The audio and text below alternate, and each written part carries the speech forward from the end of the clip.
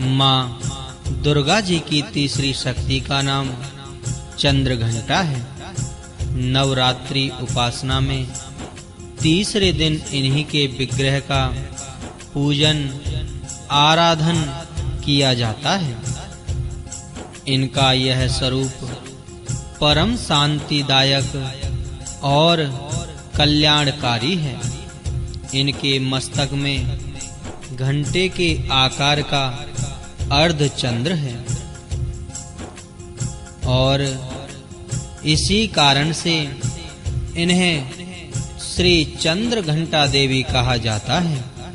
इनके शरीर का रंग स्वर्ण के समान चमकीला है।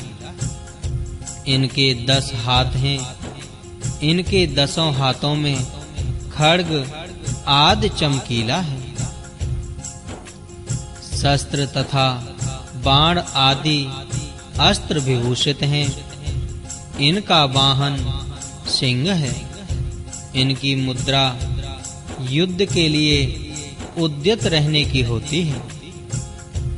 इनके घंटे की सी भयानक चंड ध्वनि से अत्याचारी दानव, दैत्य, राक्षस सदैव प्रकंपित रहते हैं। नवरात्र की श्री दुर्गा उपासना में तीसरे दिन की पूजा का अत्यधिक महत्व है। इसी दिन साधक का मन मणिपुर चक्र में प्रविष्ट होता है। माँ चंद्र घंटा की कृपा से उसे अलौकिक वस्तुओं के दर्शन होते हैं। दिव्य सुगंधियों का अनुभव होता है तथा विविध प्रकार की दिव्य ध्वनियां सुनाई देती हैं। ये क्षण साधक के लिए अत्यंत सावधान रहने के होते हैं।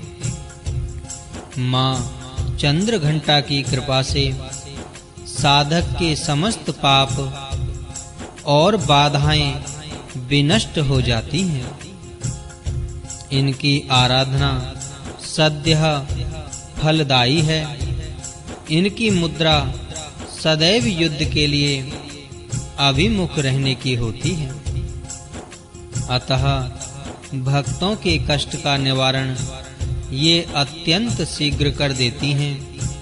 इनका वाहन सिंह है। अतः इनका उपासक सिंह की तरह पराक्रमी और निर्भय हो जाता है।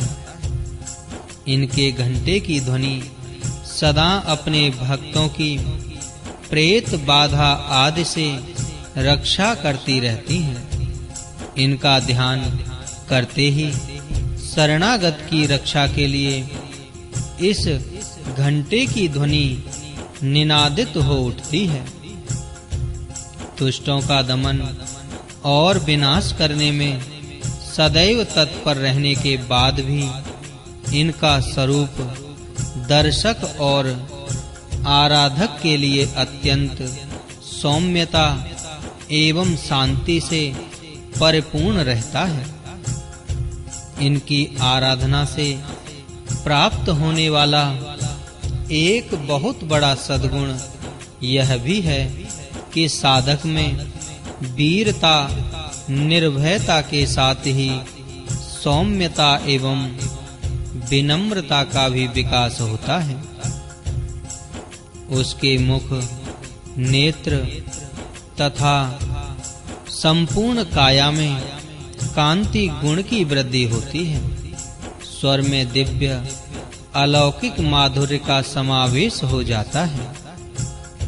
माँ चंद्र घंटा के भक्त और उपासक जहां भी जाते हैं, लोग उन्हें देखकर शांति और सुख का अनुभव करते हैं।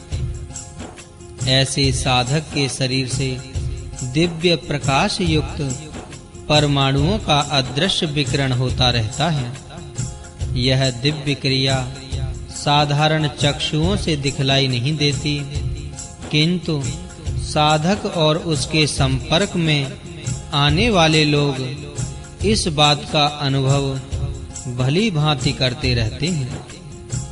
हमें चाहिए कि अपने मन, वचन, कर्म एवं काया को विहित विधि विधान के अनुसार पूर्णतः परिशुद्ध एवं पवित्र करके मां चंद्र घंटा के शरणागत होकर उनकी उपासना आराधना में तत्पर हों। उनकी उपासना से हम समस्त सांसारिक कष्टों से विमुक्त होकर सहज ही परम पद के अधिकारी बन सकते हैं। हमें निरंतर उनके पवित्र विग्रह को ध्यान में रखते हुए साधना की ओर अग्रसर होने का प्रयत्न करना चाहिए। इनका ध्यान हमारे इहलोक और परलोक दोनों के लिए परम कल्याणकारी और सद्गति को देने वाला है। जय मां चंद्र घंटा देवी।